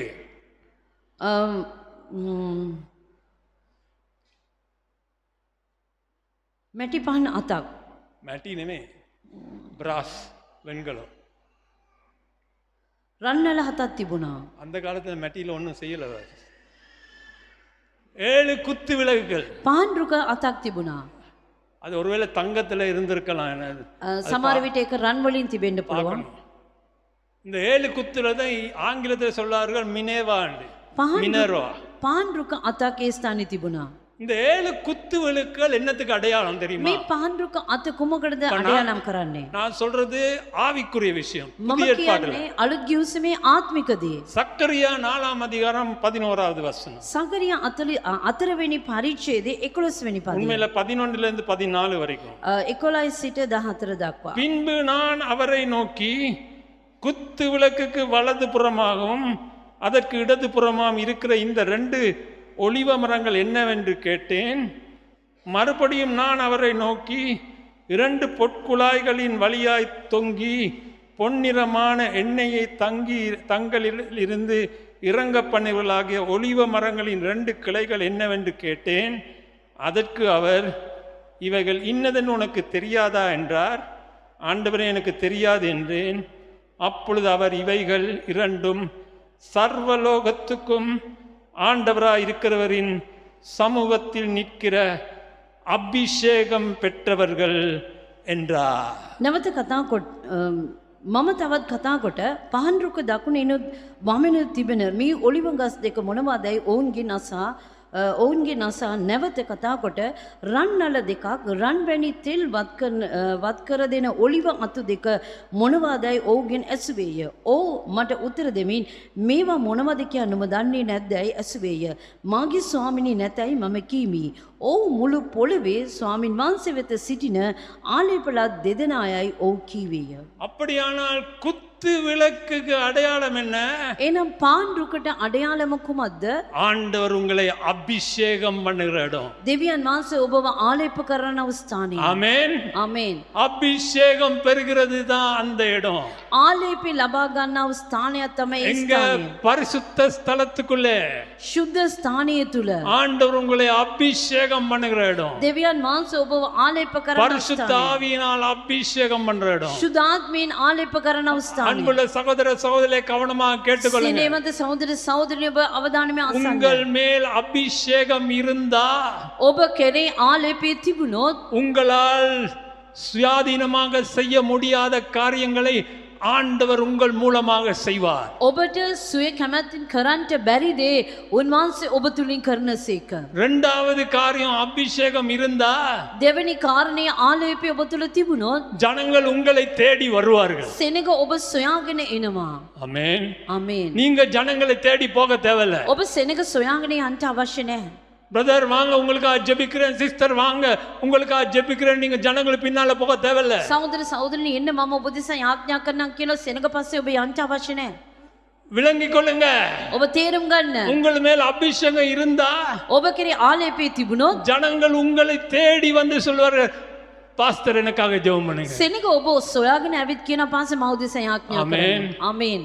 இன்னொரு காரியம் சொல்லட்டா? තවත් දෙයක් කියන්නද? சிலருக்கு கோபம் வரும் சொன்னா. සමහරවිට කෝප වෙයි මේක කිව්වොත්. இயேசு ஒருவரையும் தேடி போகல. යේසුස් වහන්සේ කාවත් සොයාගෙන ගියේ නෑ. எங்கேயாவது காட்டுங்க பைபிள்ல. කොයි හරි බල පෙන්නන්න බයිබලේ. இயேசு யாரையும் தேடி போய் அற்புதம் செய்தாரான்னு? දෙවියන් යේසුස් වහන්සේ කාවරි සොයාගෙන ගිහලා ආස්කම් කරා. அவரை தேடி வந்தாங்க ஜனங்கள். උන්වහන්සේව සොයාගෙන ආවා. அவர் ஒருத்தருடைய வீட்டுக்கும் தனியாக போகல. උන්වහන්සේ කාගේ නිවසට තනියම ගියේ නෑ. யவீரு வீட்டுல மகளுக்கு சுகம் இல்லைன்னு யவீரு வந்து அவரை கூட்டி கொண்டு போகிறான். යායුරුගේ නිවසේ ඔහුට කෙනාට සනිප නැහැ කියලා ඔහු ඇවිල්ලා යේසුස් වහන්සේ අඬගාගෙන ගියා. 100க்கு அதிபதி 100ට මුලාදෑනියා. யூதரின் மூப்பர்கள் வந்து ஆண்டவர்கிட்ட சொல்லுகிறாங்க, நீங்க இவன் வீட்டுக்கு போனோம், அவன் எங்களுக்கு ஆலயம் எல்லாம் கட்டி வச்சிருக்கான்னு. அதன் பிறகுதான் ஆண்டவர் சரின்னு சொல்லி அவர்களோடு போகிறார். යුදාවරුන්ගේ මුලාදෑනින් කියනවා ඔබ ඔවුන්ගේ නිවසට යන්න ඔවුන්ගේ මාලිගාව සියල්ල ගොඩනගා දුන්නා කියපුවා පස්සුව තමයි උන්වහන්සේ ස්ථානට යන්නේ. அவன் அரவாசியில மெசேஜ் அனுப்புறான், வர வேணாம்னா நீங்க என் வீட்டுக்கு வர்றது நான் தகுதி இல்லை. ඔව් බාගෙන මැසේජ් එකක් කියවනවා, ස්වාමීනි ඔබ එන්න එපා, ඔබ ඒකට මා සුදුසු නැහැ குஷ்ட කියලා. ரோகிகள் அவரை தேடி வந்தாங்க. කුෂ්ඨ රෝගීන් උන්වහන්සේ සොයමින් ආවා. குருடனான பாத்திமேயு பேமண்ல உட்கார்ந்து தாவீதின் குமாரனே என்று கத்துனான். අන්ධ වූ පත්තිමේ පාරේ වාඩි වෙලා දාවීද්ගේ පුත්‍රයනි මට කරුණා කරන්න කියලා කා ගැසුවා. அவர் ஒருத்தரையும் தேடி போகல. උන්වහන්සේ කාවත් සොයාගෙන ගියේ නෑ. ஜனங்கள் அவரை தேடி வந்தாங்க. සෙනඟ උන්වහන්සේ සොයමින් ආවා. ஒரே ஒரு இடத்துல மாத்திரம். එකම එක ස්ථානයක් පමණයි. அவர் எருசலேமுக்கு வந்த பொழுது ඔව් යෙරුසලෙමට ආපු විටදී பெத்தெஸ்தா குளத்திற்கு போகிறாரு. බෙදෙස්තා ස්ථානයට යනවා. அங்கே அநேக வியாதியஸ்தர்கள் இருக்கிறத பார்க்கிறாரு. ඒ ස්ථානයේ බොහෝ රෝගීන් සිටින අය දකිනවා. வசனம் சொல்லுகிறது, වචනේ කියනවා ஒருவன் அதிக நாளாக திமிர்வாதக்காரனாக இருந்ததை அவர் கண்டு அவனிடத்துல மாத்திரம் தான் போகிறாரு. කෙනෙක් බොහෝ කල් ඔව් අංශභාගව සිටින එක දැකලා ඔව් වෙතට උන්වහන්සේ යනවා. ஆனா அவருடைய அஜெண்டாங்க வேற. ඔහුගේ සැලැස්ම වෙනස්. அவருடைய அஜெண்டா என்ன தெரியுமா? උන්වහන්සේගේ සැලැස්ම කුමක්ද දන්නවද? பரிசேயரை கொஞ்சம் குழப்பணும். පරිසිවරුන්ව ටිකක් අවසන්ට ඕන. ஆண்டவர் எப்பொழுதும் பரிசேயரோட அடிபிடிதான். යේසුස් වහන්සේ නිතරම පරිසිවරුන් සමග ගා බැනුම් ගන්නවා. அந்த சபத் நாள் அன்றைக்கு போய் அவனுக்கு சுகத்தை கொடுத்தா பரிசேயர் எல்லாம் குழம்பான்னு சொல்லி அவனுக்கு சுகத்தை ඒ கொடுக்கிறார். සබත් දවසේදී ඔහුට ගිහලා සුව කරොත් ඒ පරිසිවරු කැළඹෙයි කියලා ඔහුට සුව කරා. நீங்க வேணா டிரோன்ட்ட கேட்டு பார்க்கலாம். ඔබ ටිරෝන් ගෙන අසන්න. நம்ம சஃபாய் ஊழியத்தில் எத்தனை பேர் ஒரு சகோதரி வந்து ஒரே கரைச்சல் 3-4 தடவை போல டிரோனை என்னை அவட வீட்டுக்கு வா வா வான்னு. අපේ සෆාය සේවාවේ ටිරෝන්වත් මාවත් සහෝදරයෙක් අපේ ගෙදරට එන්න කියලා அவருக்கு කැඳවලා போக බෝ. அவருக்கு போக ஆசை, ஆனா நான் போக மாட்டேன். ඔහුට යන්න ආසයි නෙවෙයි යන්නේ. இன்னொரு சகோதரி மகளுக்கு கல்யாணம், டிரோன் வந்து பாடணும், பாஸ்டர் பிரசங்கம் பண்ணணும், ஒரே கரைச்சல், ஒவ்வொரு நாளும் ஃபோன் கால். දවසක් එකිනෙකට දරුවෙක්ගේ විවාහයකට ටිරෝනවල ගායනා කරන්න පාස දේශනා කරන්න ඕනේ කියලා ෆෝන් කරනවා. நான் ஏலான்னு சொல்லிடுவேன். මම බෑ කිව්වා. எனக்கு கால் வந்து ஆக்கள் சொல்லுவாங்க, பாஸ்டர் வாங்க, நான் என்னுடைய உடன் ஊழியரை அனுப்பிட்டு பேசாம இருப்பேன். පාලකතුමාට එන්න කියලා කෝල් කරා. මම ඒක උදව් සේවකයන් යවලා මම உங்கள் மேல அபிஷேகம் இருந்தா ஜனங்கள் தேடி வருவாங்க பிரதர். ඔබ මත ආලේපේ තියවෙනවා නම් ඔබව සොයාගෙන සෙනග එනවා. கற்றுக்கொள்ளுங்க. ඔබ ඉගෙන ගන්න. ரகசியம் என்ன தெரியுமா? රහස කුමක්ද දන්නවද? அபிஷேகத்தை பெற்றுக்கொள்ளுங்க. ආලේපේ ලබා ගන්න. அபிஷேகம் பெற்றுக்கொள்றது எப்படி? ආලේපේ ලබා ගන්නේ කොහොමද? ஆசரிப்பு கூடாரம். සම්මුඛ වීමේ කුඩාරම. ஆமென். ආමේන්. ஆசரிப்பு கூடாரம். සම්මුඛ වීමේ ஹalleluya. කුඩාරම. சரி, அடுத்த பொருளை பார்ப்போம். ඊළඟ බාණ්ඩි බලමු. அடுத்ததாக ஒரு மேசை இருந்தது. மேசை மேல அப்பம் இருந்தது. එක මේසයක් තිබුණා. ඒ කෙරේ රොටි තිබුණා. மத்தேயு 4:4 சொல்லுகிறது, මතයු 4:4 කියනවා மனுஷன் அப்பத்தினாலே மாத்திரமல்ல මනුෂ්‍ය රොටි වලින් පමණක් නොව தேவனுடைய வாயிலிருந்து புறப்படுகிற ஒவ்வொரு வார்த்தையினாலும் பிழைப்பான் என்று எழுதியிருக்கிறதே. දෙවියන් වහන්සේගේ මුඛයෙන් නික්මන සියලු වචන වලින් ජීවත් වෙනවා කියලා ලියා තිබෙනවා නේද? அன்புள்ள சகோதர சகோதரிகளே, සෙනෙහවන්ත සහෝදර සහෝදරියනි, நீங்க வசனத்தை, இந்த ஆண்டவருடைய வாயிலிருந்து புறப்படுகிற வசனம் எப்படி வரும் தெரியுமா? දෙවියන් වහන්සේගේ මුඛයෙන් නික්මන වචනේ කොහොමද එන්නේ කියලා දන්නවද? தியானம் பண்ணும் பொழுது, මෙනෙහි කරන විටදී, வசனத்தை தியானம் பண்ணும் பொழுது, වචනේ ඔබ මෙනෙහි කරන அந்த විටදී, வசனத்தை நாம் ஒரு சங்கீதம் 39:2 நான் போன முறை காட்டி கொடுத்தேன். வசனத்தை தியானிக்கும் பொழுது ஒரு அக்கினி நம்முடைய இருதயத்திலே மூழ்கிறது. ගීතවල 39 මම ඔබට පෙන්වා දුන්නා වචනේ මෙනෙහි කරන විටදී ගින්නක් ඇවිලීගෙන இன்னைக்கு එනවා. அநேகர் பைபிளை திறந்து வாசிக்க வேண்டும் என்பதற்காக வாசிச்சு மூடி வச்சிருவாங்க. අද බොහෝ දෙනෙක් බයිබලේ කියවන්න ඕනි කියනවා වගකීමකට ඒක කියවලා මාලා තියෙනවා. ஆனால் அந்த வசனத்தை நீங்க தியானிக்கணும். නමුත් මේ වචනේ ඔබ මෙනෙහි කරන්න ඕනේ. பாருங்க, நல்ல ஒரு அழகான மாம்பழம் நல்லா பழுத்திருக்கு. ඔබ බලන්න හොඳ ඉදුණා අඹ ගෙඩියක්. கருத்த குழம்பான்னு வச்சுக்கொள்வோம். කරුත කොළඹ කියලා තියාගමු. பெரிய நல்ல சுவையான, அப்படியே பார்க்க அதிர்ச்சியாக இருக்கிற நல்ல அழகான மாம்பழம். ඒක බලන්න රසව ප්‍රියව තිබෙනා හොඳ අඹ ගෙඩියක්. அந்த மாம்பழத்துல அதனால் நம்மால் ஒரு நன்மையும் கிடைக்காது. அதை தோலை உரிச்சாதான் அதை சாப்பிட்டு அதை என்ஜாய் பண்ணலாம். ඒක නිකන් තියාගෙන තිබුණොත් කිසිම ඵලයක් ලැබෙන්නේ නැහැ. ඒක ලෙලි ගාලා කෑවොත් තමයි ඒ රසය අපිට තේරෙන්නේ. வசனம் நமக்கு எப்படி உதவி செய்ய வேண்டாம்?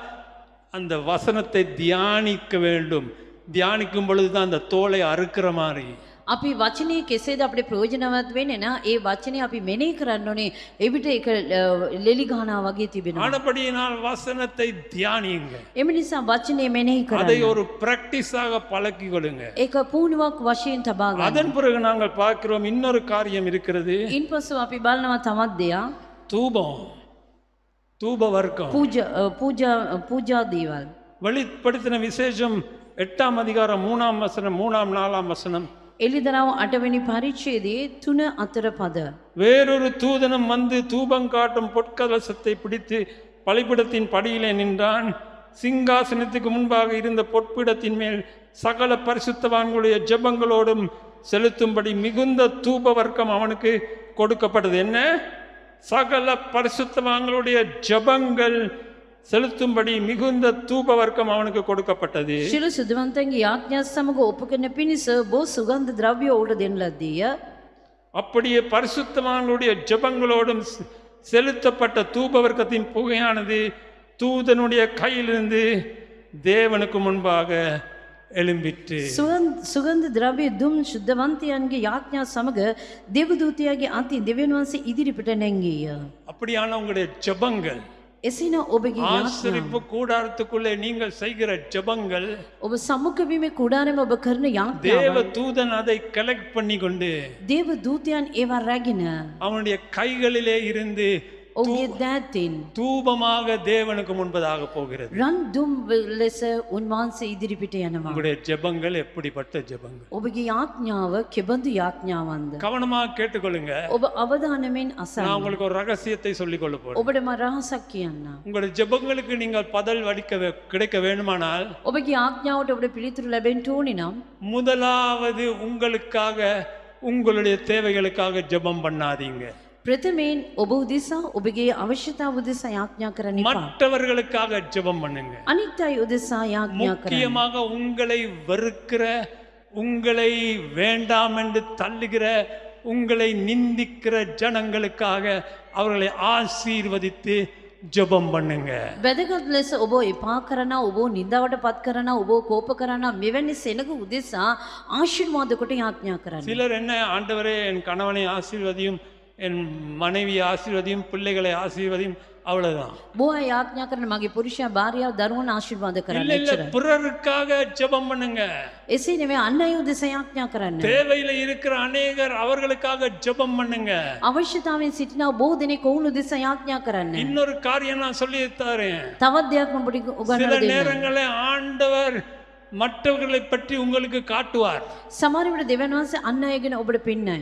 உங்களுக்கு ஒரு நபரை குறித்து ஒரு பாரத்தை போடுவார். ඔබට යම්කිසි පුද්ගලයෙක් ගැන බරක් දමයි. நீங்க என்ன செய்யணும்? ඔබ කුමක්ද කරන්න ඕනේ? அவர்களுக்காக மனம் விட்டு ஜெபம் பண்ணுங்க. ඔවුන් උදෙසා සිත් ඇවිලා ඔබ යාඥා කරන්න. அவ்வளவுதான்.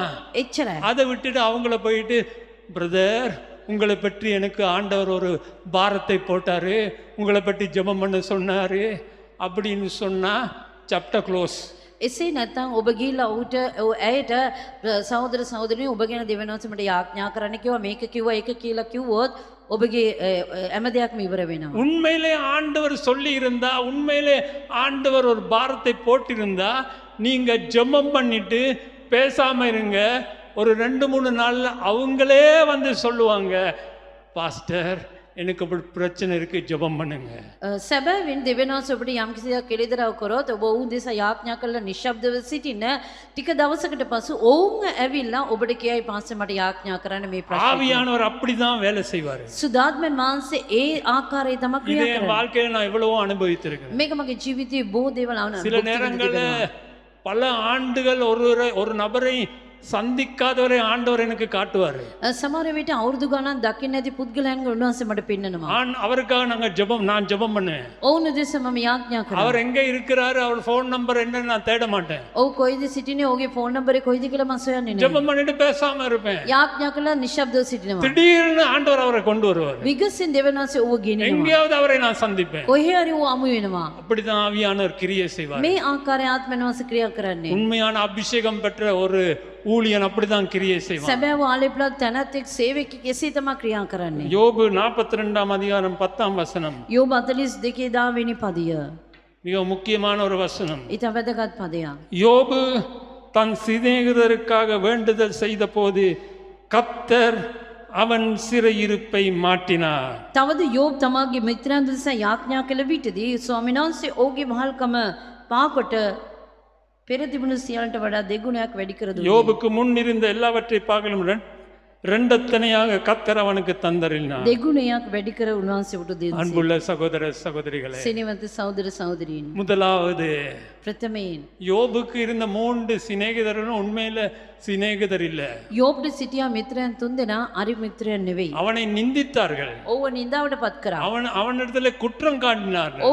ඔහු කෙරේ වරද පැටවුවා. ஆனால் அவன் விடுதலையாவதற்கு இருந்த திறப்பு அவர்களுக்காக ஜெபம் பண்ண. නමුත් ඔවුන් නිදහස් වීමට තිබුණා යතුරු ඔවුන් දෙස යාඥා කිරීමයි. பக்கத்துல வீட்டு இருக்கிறவன் கஷ்டம் கொடுக்கறானா? ළඟ සිටින කෙනාට අමාරුවක් ඇති කරනවද? නෑ යා ඔයාට අමාරුවක් ඇති කරනවද? அவன் குப்பையெல்லாம் உங்க தோட்டத்துல போடுறானா? ඔව් කුණු කසල ඔබගේ දොරටුව ළඟ දමනවා. சாரத்தை தூக்கிட்டு சண்டைக்கு போகாதீங்க. ඔබ සරම උස්සගෙන රණ්ඩුවට යන්න එපා. ஜெபம் பண்ணுங்க. යාඥා කරන්න. அவனை ஆசீர்வதிக்கும்படியா ஜெபம் பண்ணுங்க. ඔබ ආශිර්වාද කරන පිණිස යාඥා කරන්න. நீங்க யாருக்காவது கடன் வாங்கி கடன் கேட்டு கடன் கொடுத்த கடனை கேட்டு அவன் தொல்லை கொடுக்கறானா? ඔබ කාට හරි ණය ඉල්ලලා ණය ඉල්ලලා ඔව් කරදර කරනවද? ஆண்டவரே அந்த கடனை திருப்பி கொடுக்க எனக்கு கிருபை செய்யும், அதே நேரத்திலே அவனை நல்லாக இரட்டத்திலே ஆசீர்வதியும் ஜெபம் பண்ணுங்க. ඔබ යාඥා කරන ස්වාමිනී මේ ණය දෙන්න උපකාර කරන්න, ඒ වගේම දෙගුණයක් ලෙසට ඔව් ආශිර්වාද කරන්න. அவனை கண்டோன்னா අඩෝ இந்த சனியன் வருகிறான்னு ஏசாதீங்க.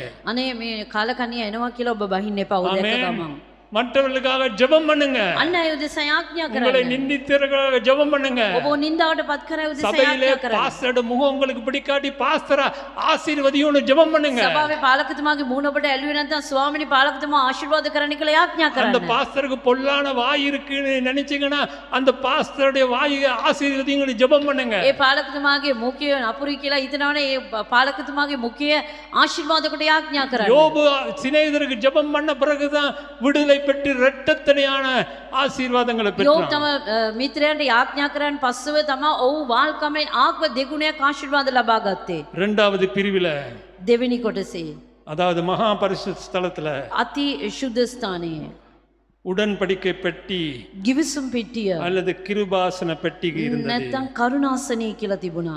அந்த இடத்துல பழைய ஏற்பாட்டு காலத்துல ඒ පරණ ගිවිසුම් කාලයේ கிருபாசன பெட்டியின் மேல ஒரு மூடி இருந்தது. කරුණාසන පෙට්ටියේ ඉහළින් මූඩියක් அங்கே තිබුණා. 2 செருபீம்கள் இருந்தார்கள். ඒ ස්ථානයේ සේරුබරු දෙදෙනෙක් සිටියා. ஆண்டவர் சொல்லுகிறார், நான் வந்து இறங்கி அந்த செருபிகள் மத்தியிலேருந்து உன்னோடு பேசுவேன். මම උන්වහන්සේ කියනවා මම එයිදී නුඹට සමුඛ වී සේරුබරු මැදි දෙදෙනා අතරේ මම කතා කරන්නෙමි. ஆனால் புதிய ஏற்பாட்டிலே නමුත් අලිගියුසමේ ஆவிக்குரிய விஷயத்திலே ආත්මික දෙයින් மகா பரிசுத்த ஸ்தலத்துக்குள்ள போன உடனே என்ன நடக்குது?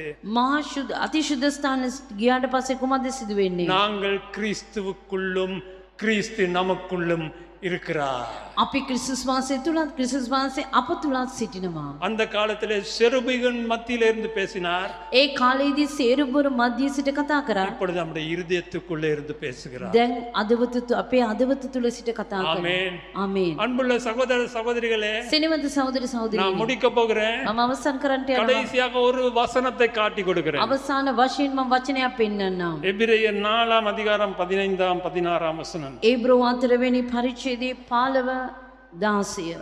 நம்முடைய பலவீனங்களை குறித்து பரிதபிக்க கூடாத பிரதான ஆசாரியர் நமக்கிராமல் எல்லா விதத்திலும் நம்மை போல் சோதிக்கப்பட்டும் பாவமில்லாதவருமாயிருக்கிற பிரதான ஆசாரியரே நமக்கு இருக்கிறார்.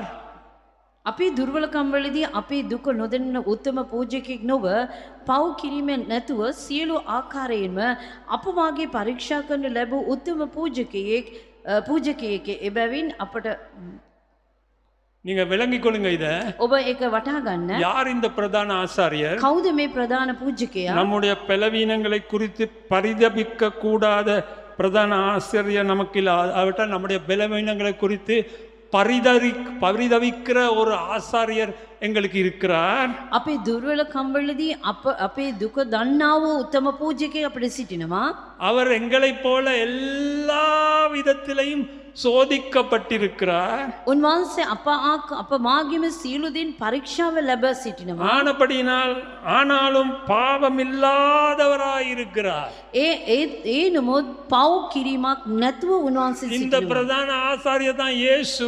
මේ උත්තම පූජකයා තමයි යේසුස් වහන්සේ. இந்த பிரதான ஆசாரியராக இயேசு நம்மை போல ஒரு மனுஷனாக வந்து උත්තම පූජකයා වූ යේසුස් වහන්සේ අප ආකාරයේ මිනිසෙක් ලෙස පැමිණ நம்மை போலே அவர் சோதிக்கப்பட்டு අපි ආකාරයෙන්ම පරීක්ෂාවට ලක් වී யோசித்து பாருங்க.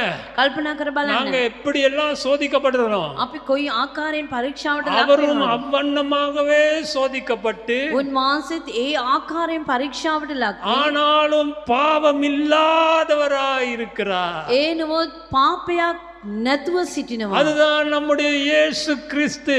එයයි අපේ යේසුස් ක්‍රිස්තුස් நான் වහන්සේ. உங்களுக்கு சேலஞ்ச் பண்ணுகிறேன். මම ඔබට අභියෝග කරනවා. வேற எந்த மதத்திலையும் இந்த உண்மை இல்ல. වෙන කිසිම ආගමක මේ සැබෑකම ஆமென். නැහැ. வேற எந்த மத தலைவனும் இந்த உலகத்தில் இருக்கிற எந்த மதத்தையும் எடுத்துக்கொள்ளுங்க.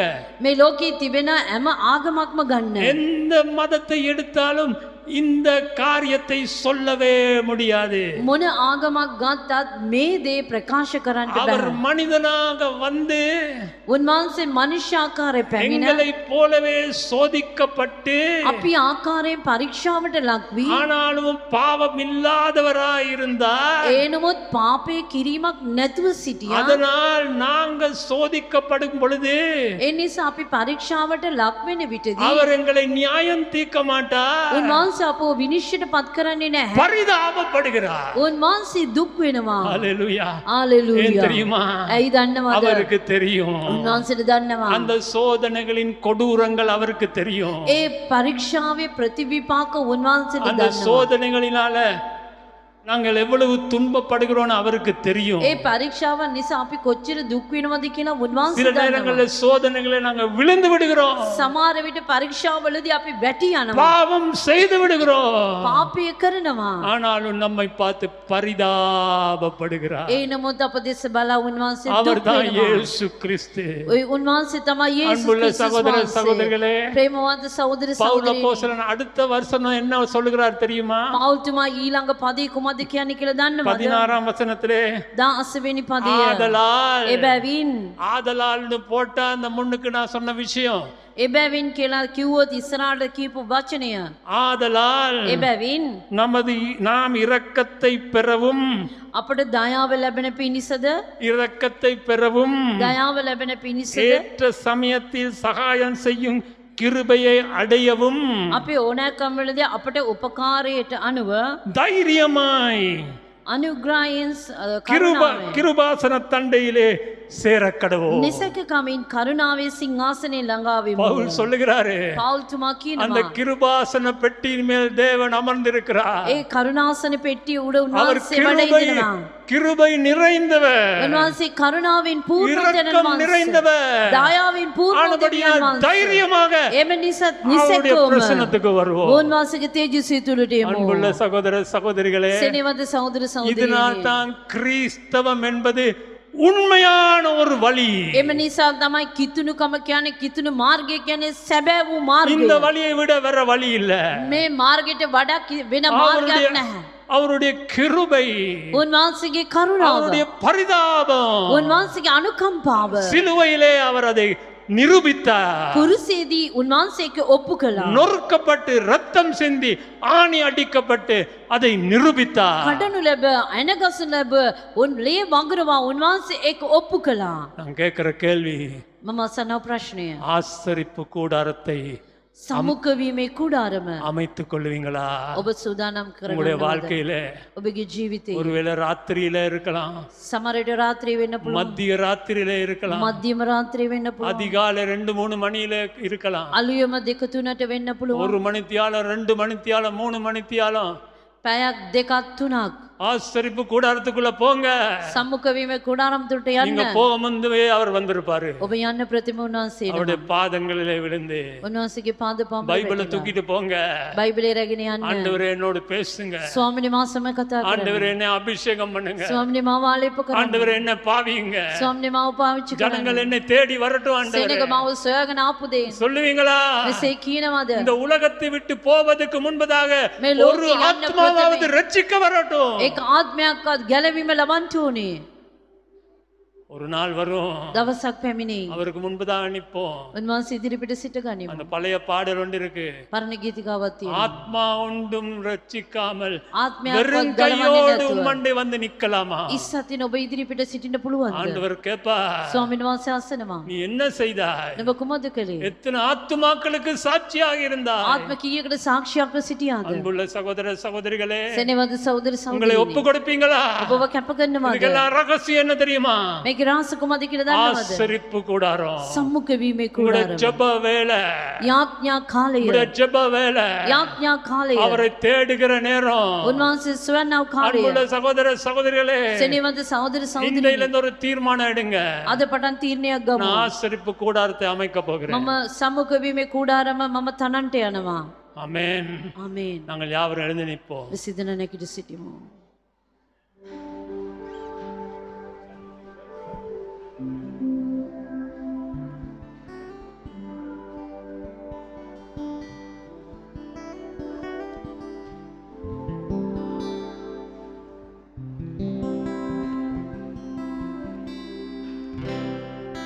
தயவு செய்து என்ன பார்க்காதீங்க, කනගර මා දෙස බලන්න. உங்களுடைய கண்களை மூடிக்கொள்ளுங்க. ඔබ ඇස් දෙක වසා ගන්න. ஆண்டவரை நோக்கி பாருங்க. ස්වාමීන් වහන්සේ දෙස බලන්න. அன்புள்ள சகோதர சகோதரிகளே, සෙනෙහවද සහෝදර සහෝදරියනි? ஆண்டவரை நோக்கி சொல்லுங்க, ஆண்டவரே දෙවියන් වහන්සේ දෙස බලා කියන நான் ස්වාමී ஒரு ஆசரிப்பு கூடாரம் அமைக்க போகிறேன். මම සමුඛ වීමේ කුඩාරමක් මම සාදන්ට යනවා. அது என்னுடைய வீட்டிலயா இருக்கலாம், ஆபீஸ்லயா இருக்கலாம், கார்லயா இருக்கலாம், வனாந்திரத்துல இருக்கலாம், தோட்டத்துல இருக்கலாம். ඒක මගේ නිවසේ ස්වාමිනිය මගේ වැඩ කරන ස්ථානයේ මගේ වත්තේ කාර්යක වෙන්න පුළුවන්. appointment with God. අපි ස්ථානයක් නියම කරගන්න ස්වාමින් වහන්සේ සමග. ஆண்டவர் ஒரு appointment போட்டுக்கொள்ளுங்க. ස්වාමින් වහන්සේ සමග කාලයක් වෙන් කරගන්න. ஒவ்வொரு நாளும் සෑම දවසෙම ஒரு கதை ஞாபகத்துக்கு வருது. මට කතාවක් මතක් වෙනවා. ஜக்குன்னு ஒருத்தன் இருக்குதான். ජැක් කියලා කෙනෙක් ලිව්වා. அவன் ஒவ்வொரு நாளும் ஆஃபீஸில் வேலை அந்த லஞ்ச் டைம் கொடுப்பாங்க. හැම දවසම ඔෆිස් එකේ ලන්ච් ටයිම් එකදී කෑම அவன் වේලාව ஒரு மரத்தடியில போய் உட்கார்ந்து ஜெபம் பண்ணுவான். ඔව් ගස අසලට ගිහිල්ලා சாப்பாடு යාඥා කරනවා. சாப்பாடு மற்றவங்க எல்லாம் சாப்பாட்டுக்கு போயிருவாங்க. අනිත් අය කෑමට යනවා. இவன் மரத்தடியில போய் ඔව් ගහ ළඟට ගිහිල්ලා ஆண்டவரை பார்த்து ஜெபம் பண்ணிட்டு இருப்பான். ස්වාමීන් වහන්සේ දෙස බලා යාඥා කරනවා. ஜனங்கள் அவனை பார்த்து கேலி செய்தாங்க. සෙනග දෙස බලා බීලු කරා. ஒரு நாள் ஜக் ஒரு ஆக்சிடென்ட்ல செத்து போனான்.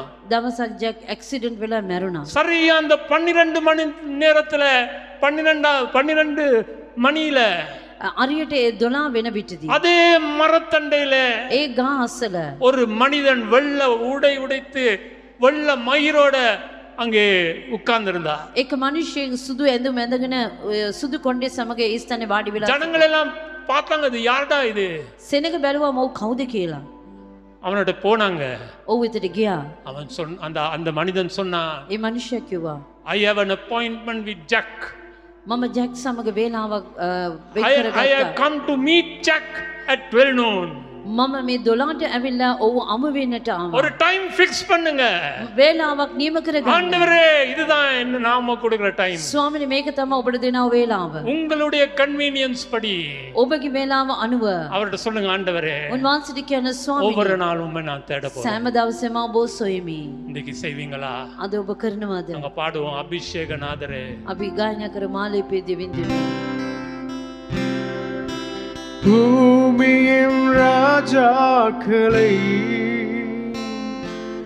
தெரிந்து கொண்டவரே, பூமியின் ராஜாக்களை தெரிந்து கொண்டவரே, இயேசுவின் இரத்தத்தால் அதிகாரம் பெற்றிட அபிஷேகமூற்றுவே,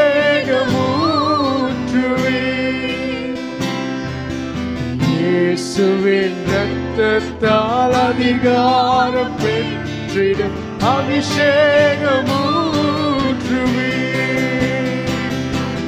நறுமண பொருள்களும்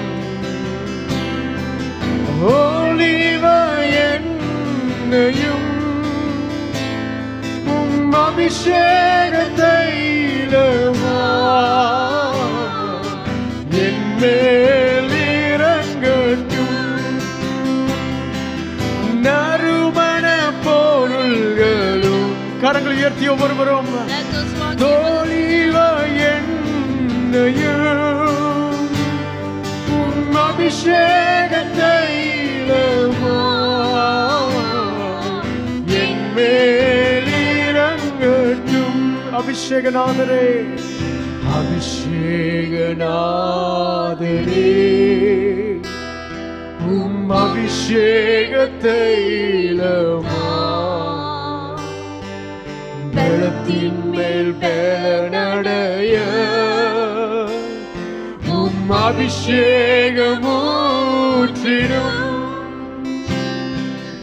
அபிஷேகநாதரே, அபிஷேக தைலத்தால்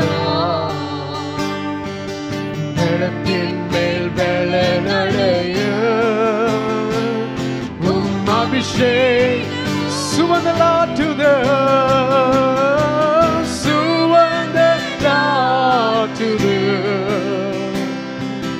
ஒலிவ தேலதல் ஒபேயாலே பெதைலசே மாகேரை தசேவா சுவந்தலா ஒலிவ தேலதல் ஒலிவ தேலதல் ஒபேயாலே பெதைலசே மாகேரை மட்டக்குள்ளே சபையில මටකුලි සභාවේ நீங்க முதியவர்களா இருந்தாலும் வாலிபரா இருந்தாலும் ඔබ பரவாயில்லை, වැඩිමල්ලන් තරුණයන් වෙන්න පුළුවන්. ஆண்டவர் உங்களை அபிஷேகம் பண்ணி வல்லமையாக பாவிக்க அவர் ஆயத்தமாக දෙවියන් වහන්සේ ඔබ ආලේපකට බලවත් ලෙස පාවිච්චි කරන්න උන්වහන්සේ කැමතියි. ஆண்டவருடைய விருப்பம் உங்களை பாவிக்கிறது. උන්වහන්සේගේ කැමැත්ත ඔබ පාවිච්චි කිරීම.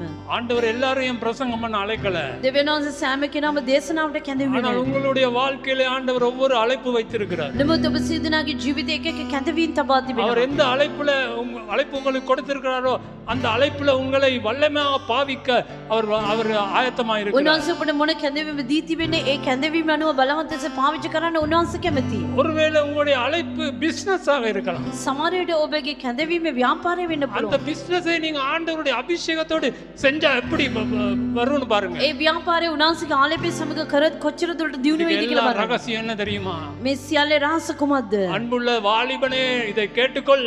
සිනවද තරුණීනි මේක අස්සා ගන්න. ஆதாமுக்கும் ஏவாளுக்கும் ஆசரிப்பு கூடாரம் எது தெரியுமா? ආදම් සහ ඒවට සම්මුඛ වීමේ කූඩාරම කුමක්ද දන්නවද? ஏதேன் தோட்டம். ඒදෙන් උයන.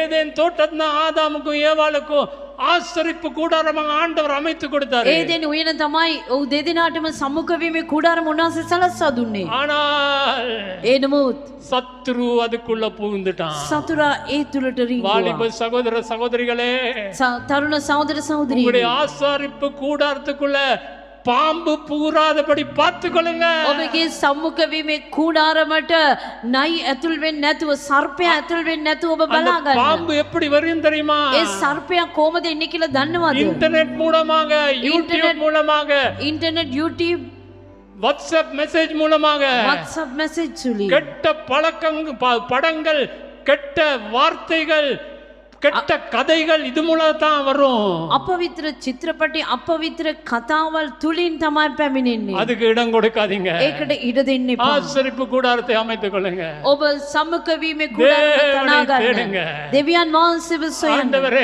ස්වාමිනී, நீர் இல்லாம நான் ஒண்ணும் இல்ல. ඔබ නැමැතිව මට කිසි දෙයක් நீர் නෑ. இல்லாம என்னால் ஒண்ணும் பண்ண ඔබ முடியாது. නැමැතිව මට කිසිම දෙයක් කරන්න நாங்க බෑ. எல்லாம் ஜெபம் பண்ண போகிறோம். අපි இந்த සිතන நேரத்துல. යාඥා කරන්න எல்லாரும் යනවා. கண்களை மூடி ஜெபம் සියලු பண்ணுங்க. නැස්තකම යාඥා කරමු. ஆண்டவருக்கும் உங்களுக்கு இடையில இருக்கிற இது காரியம். ස්වාමින් වහන්සේ ඔබ අතර තිබෙනා මේ දෙය என்னால் உங்களை ஃபோர்ஸ் பண்ண முடியாது. මට බෑ ඔබ බල කරන්න. ஆனா நீங்க ஆண்டவர்கிட்ட சொல்லுங்க. නමුත් ඔබ දෙවියන් වහන්සේට කියන්න. உங்களுக்கு தெரியுமா இந்த தேவன் ஒரு உடன்படிக்கையின் தேவன். ඔබ දන්නවද දෙවියන් වහන්සේ කිවිසුමේ දෙවියන් அவர் වහන්සේ. ஒரு உடன்படிக்கை செஞ்சாருன்னா அதை மாத்தவே மாட்டார். උන්වහන්සේ කිවිසුමක් කරොත් ඒක වෙනස් කරන්නේ නැහැ. அவரோட ஒரு உடன்படிக்கை செய்து கொள்ளுங்க. උන්වහන්සේ සමග කිවිසුමක් நான் කරගන්න. ஆசரிப்பு கூடாரத்தை அமைக்க போறேன். මම සම්මුඛ වීමේ කූඩාරම තනන්ට நான் යනවා. உம்மை தேட போறேன். මම ஆண்டவரே. ඔබ සොයන්ට යනවා. ஒவ்வொரு நாளும் සෑම දවසෙම தொடக்கத்துல கொஞ்சம் கஷ்டமா தான் இருக்கும். පටන් ගැන්වෙදි ටිකක් අමාරුයි. தொடக்கத்துல எல்லாம் சும்மா ஃபிளட்டா இருக்கும், ஒண்ணுமே இருக்காது. පටන් ගැන්වෙදි කිසිම දෙයක් නැහැ, හිස්ව තිබෙනවා. ஆனா ஒரு 2-3 மாசம் செஞ்சு பாருங்க. නමුත් මාස දෙක තුනක් කරලා බලන්න. கர்த்தருடைய பிரசன்னத்தை உணர்வீங்க. උන්වහන්සේගේ තේජස ඔබට நீங்க ඇඟේ. உள்ளுக்கு போற நேரத்துல உங்களுக்கு தெரியும். ඔබ ඇතුළට යන විටදී ඔබට கதவை மூடுங்க. දොර වසා ගන්න. டெலிபோனை ஆஃப் பண்ணுங்க. ෆෝන් එක ඕෆ් කරන්න. அவரை தேடுங்க. උන්වහන්සේ සොයන්න. ஆமென். ආමේන්. எல்லாரும் ஜெபம் பண்ணுங்க. සීදන යාඥා කරන්න. எல்லாரும் ஜெபம் பண்ணுங்க. எல்லாரும் கண்ண மூடி ஜெபம் பண்ணுங்க. කරන ඇස් දෙක වසා நீங்க ஜெபம் பண்ணுங்க. ඔබ ஆண்டவர்ட்ட சொல்லுங்க. යාඥා කරන්න උන්වහන්සේට சொல்லுங்க කියන්න. ஆண்டவர்ட்ட. කියන්න ස්වාමීන් වහන්සේට.